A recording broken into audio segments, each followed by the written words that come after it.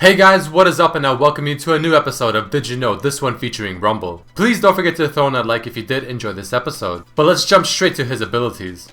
Rumble's passive works off of heat, but did you know that each ability generates 20 heat, and after not using an ability for 4 seconds, he will begin to lose 10 heat per second, and after 2.5 seconds, he begins to lose 20 heat per second. When overheated, the second part of Rumble's E is the only ability that can still be used, which is why it is common to proc the overheat effect with his E ability the first cast, so that you can still use an ability while chasing them down for the auto attacks.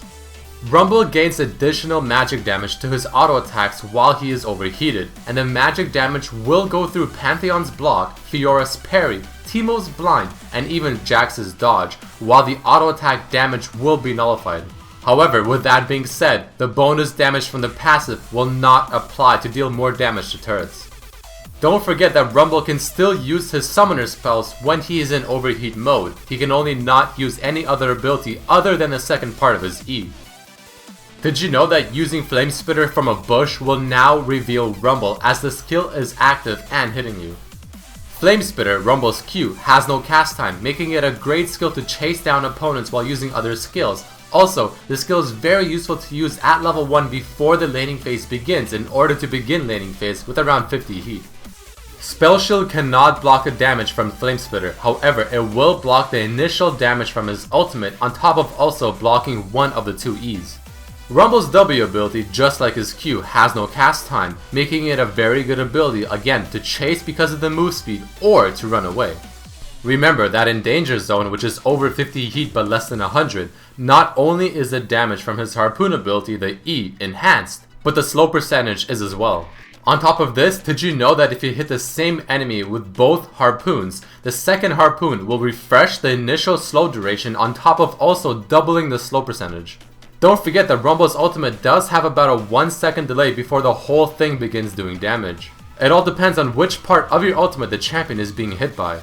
A very useful thing to remember about Rumble's ultimate is that the range indicator is extremely deceptive, because it only shows the range of the initial part of Rumble's ultimate, which means you can click on the very end and drag away from Rumble, making the ultimate seem a lot longer than it really is.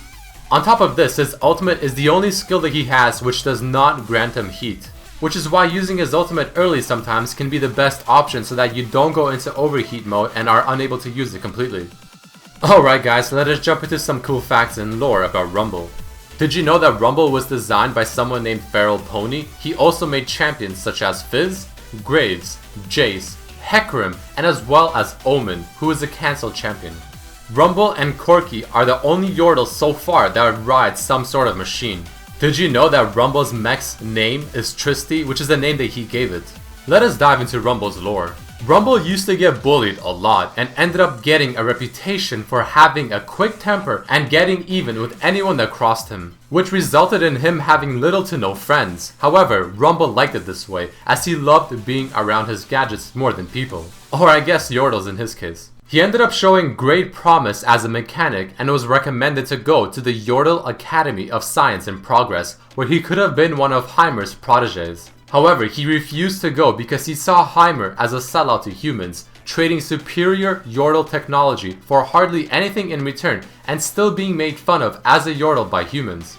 Eventually, the human graduates sailed to Bandle City to see their mentor's childhood home. Rumble went as well to meet the humans, however he ended up getting in a huge fight and was bloodied and bruised while also being told constantly of how he is an embarrassment to Heimer, since both are Yordles seen as mechanical geniuses. After this, Rumble left for months and was not seen, and when he returned he had his new mech, Tristy, and he announced that he is joining the League of Legends to show the world what Yordle technology is capable of.